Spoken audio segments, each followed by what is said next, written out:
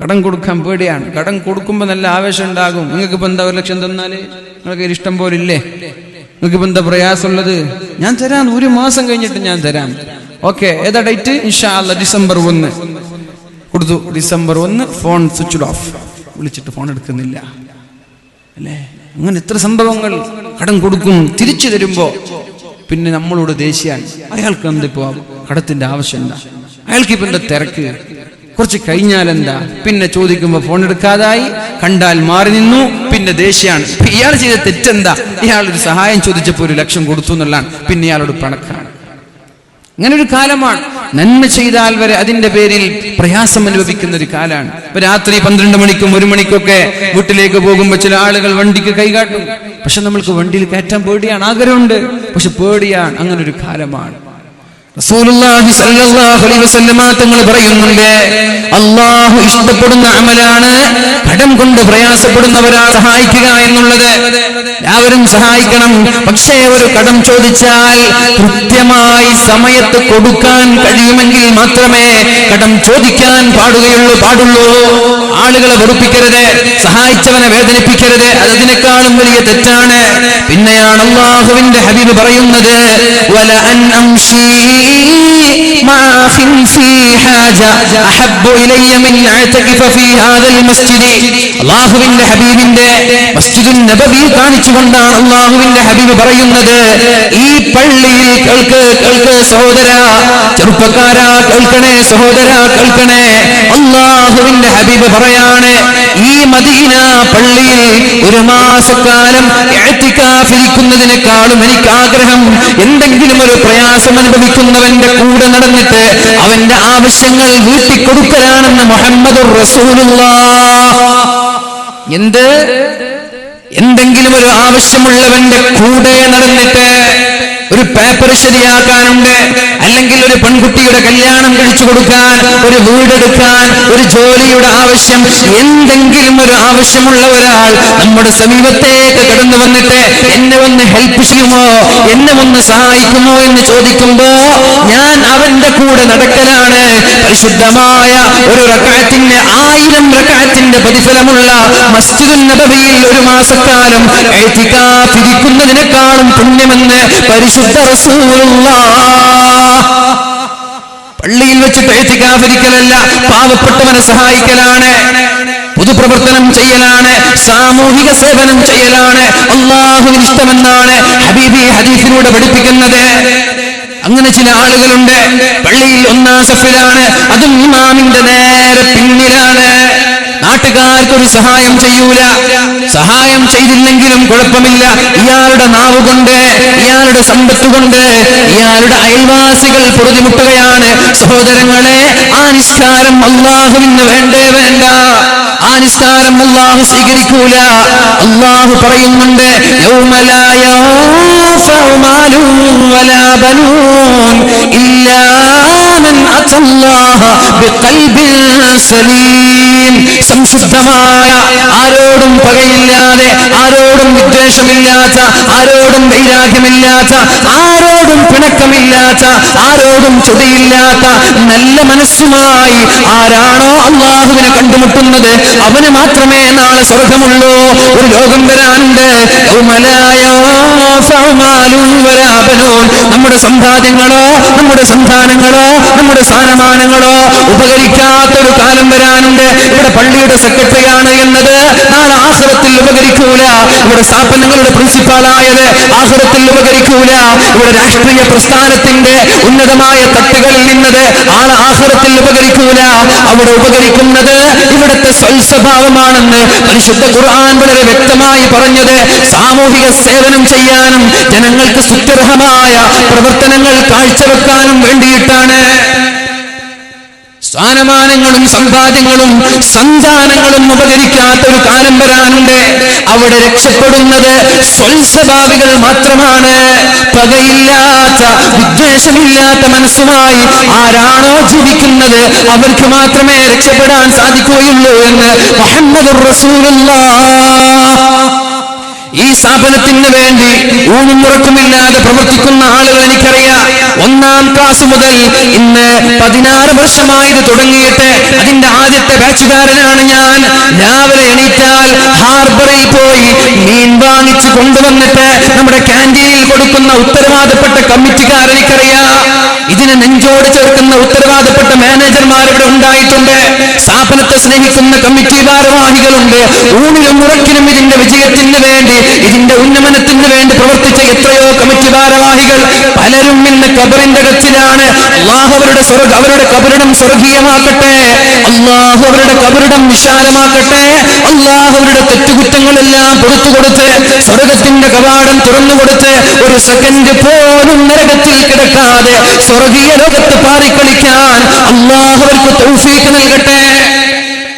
നിങ്ങൾക്കറിയുമോ ഇതിന്റെ മഹത്വം? 400 ചെല്ലാനും വിദ്യാർത്ഥികൾ ഇവിടെ പഠിക്കുമ്പോ എന്റെ കൂടെ പഠിച്ച എന്റെ ഒരു സുഹൃത്താണ് അസ്ഹർ അലി ഹുദവി എന്ന് പറയുന്ന നായന്മാർ മൂലക്കാരൻ. ലണ്ടനിൽ വെച്ചിട്ട് PGയുടെ ബിരുദം വാങ്ങിയിട്ട് മാസങ്ങളായിട്ടില്ല. അതേപോലെ തന്നെ എന്റെ 2 വർഷം താഴെ പഠിച്ച എന്റെ അനുജനും ഹുദവിയാണ്. അനുജന്റെ ബാച്ചിൽ പഠിച്ച മുസ്തഫ എന്ന് പറയുന്ന ഹുദവിയാണ് തുർക്കിയിൽ നിന്ന് PhDക്ക് വേണ്ടി പഠിച്ചുകൊണ്ടിരിക്കുന്നത്.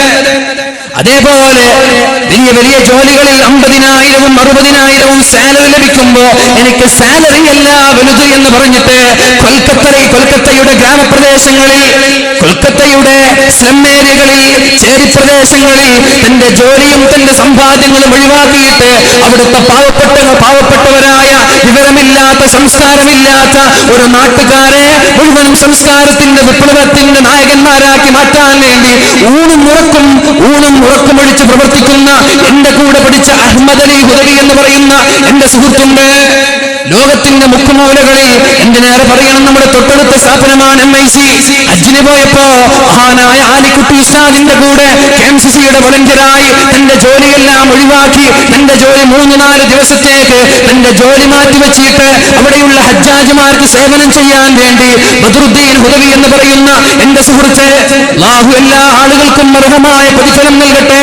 ഞാൻ പറഞ്ഞു വരുന്നത്, ഇവിടെ പഠിക്കുന്ന വിദ്യാർത്ഥികൾ, ഇവിടെ നിന്ന് വളർന്നു വരുന്ന വിദ്യാർത്ഥികൾ ഓരോ മേഖലകളിൽ, ഓരോ നാടുകളിൽ, ഓരോ ഏരിയകളിൽ ദീനിന്റെ ദഅവത്തുമായി പ്രവർത്തിച്ചു കൊണ്ടിരിക്കുകയാണ്. എല്ലാവരും പ്രഭാഷകരാവുക എന്നത് എന്നാ പിന്നെ ആരെ പ്രഭാഷണം കേൾക്കുക? എല്ലാവരും പ്രസംഗിക്കാൻ എന്ന പ്രഭാഷണം ആരെ കേൾക്കുക? ഓരോ ആളുകൾ ഓരോ മേഖലകളിലാണ്. ചില ആളുകൾ സ്ഥാപനത്തിന്റെ പ്രിൻസിപ്പളായിരിക്കും, സ്ഥാപനങ്ങൾ ഏറ്റെടുത്ത് നടത്തുന്ന ആളുകളുണ്ട്, ദഅവത്ത് നടത്തുന്ന ആളുകളുണ്ട്.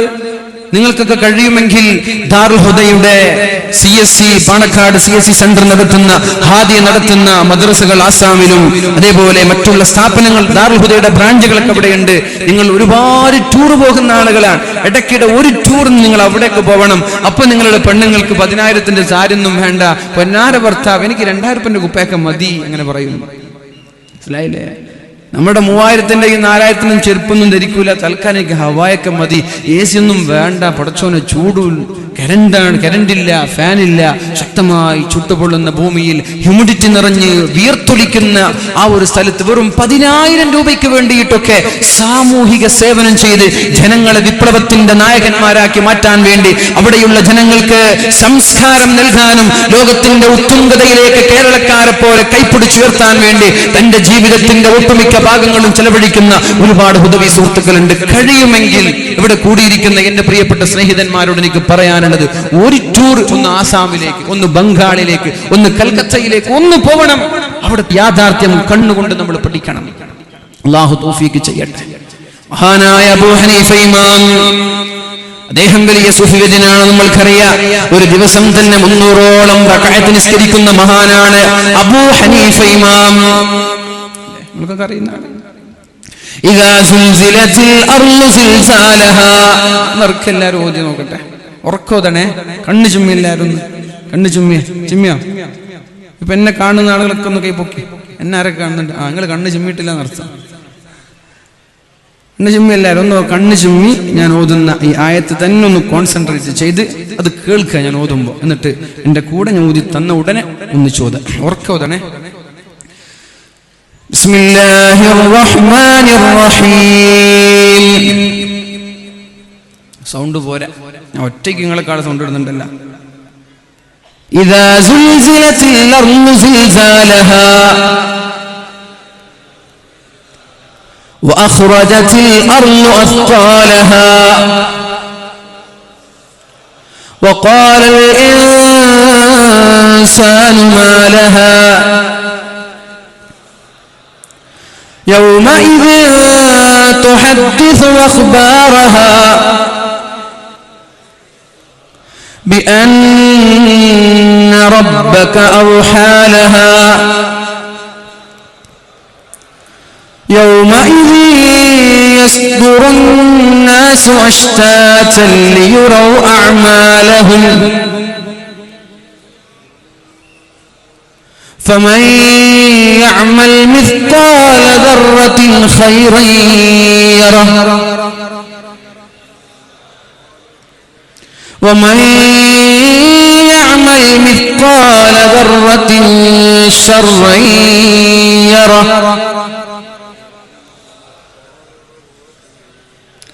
ആരെങ്കിലും മരിച്ചു പോണോ? ആരെങ്കിലും ബോധം കെട്ടിട്ടോ മരിച്ചു പോണോ നോക്കിയ? അപ്പുറത്തുള്ള ആളൊക്കെ നോക്കിയ ഉണ്ടാ? ആരും വന്നിട്ടില്ല.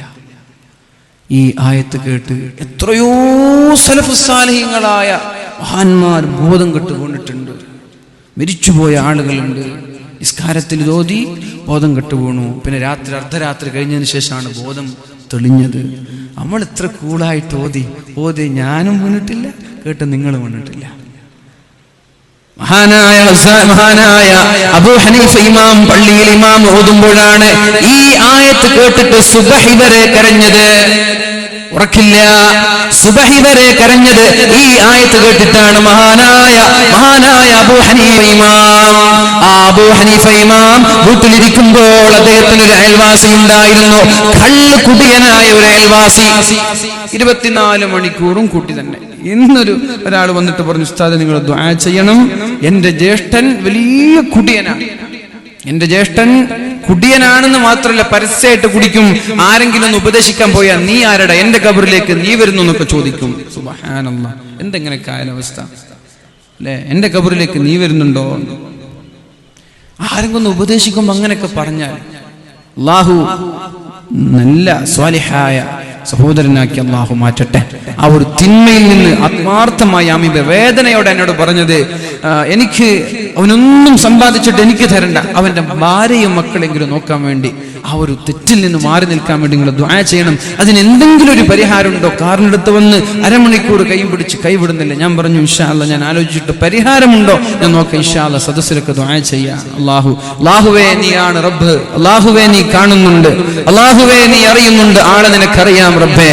അല്ലാഹുവേ ആ ഒരു ചിന്മയിൽ നിന്ന് മാറി നിൽക്കാൻ നീ തൗഫീഖ് നൽകണേ റബ്ബേ. അല്ലാഹുവേ ആ കുടുംബത്തെ, അതുപോലെ കള്ളുകുടിയുടെ കഞ്ചാവിൻ മയക്കുമരുന്നിന്റെ അഡിക്റ്റായ എല്ലാ ആളുകൾക്കും അതിൽ നിന്ന് രക്ഷപ്പെടാൻ നീ തൗഫീഖ് നൽകണേ റബ്ബേ. നമ്മുടെ ചെറുപ്പക്കാരെ മയക്കുമരുന്നിന്റെ അഡിക്റ്റാക്കല്ല റബ്ബേ.